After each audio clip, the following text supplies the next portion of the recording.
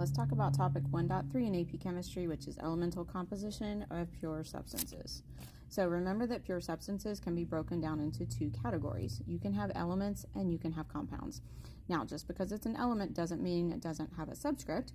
It could not, like aluminum, but you can also have oxygen, which is O2, or one of the forms of sulfur, which is S8.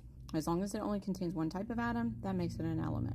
A compound, on the other hand, has two or more types of atoms, and we can see this as CO2, MgCl2, C2H5OH. So all of these are compounds.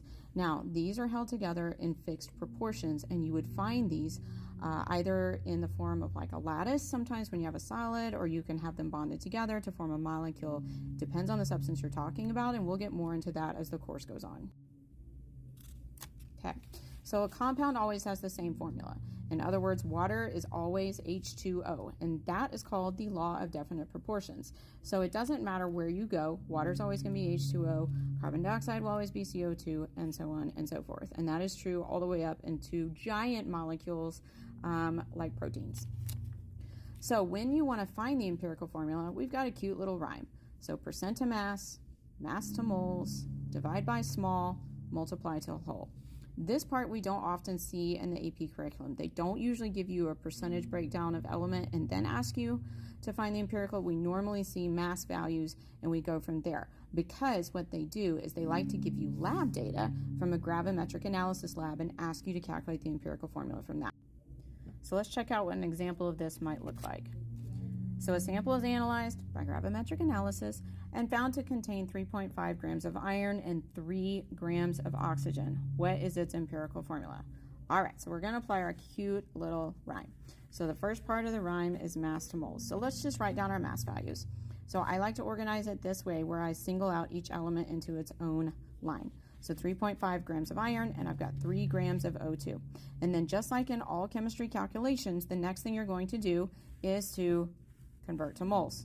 So that's the mass to moles part. So we're going to divide by the molar mass, and you're going to have 55.85 grams for your molar mass of iron and 32 grams for your molar mass of oxygen.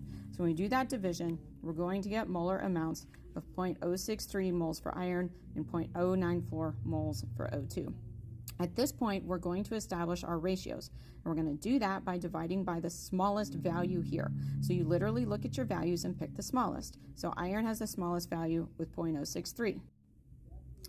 So we're going to divide by 0.063 because it is the smallest, and that's going to give us hopefully whole numbers or nice tidy decimals. So you see here that we've got 1 and 1.5.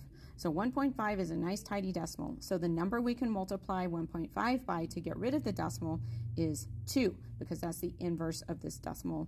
If you express this decimal as a fraction, that would be its inverse. So, but remember, we've already established our ratio, so we have to, what we do to one, we have to do to all. So we're going to multiply both of these things by 2, and that is going to give us our values of 2 and 3. And then these become your subscripts. So this is Fe2O3. Now, an important thing to note is you do not always have to do this step. A lot of times when you get to here, they're already whole numbers, in which case they just become the subscripts. So that's how you do it. Let me know if you have any questions.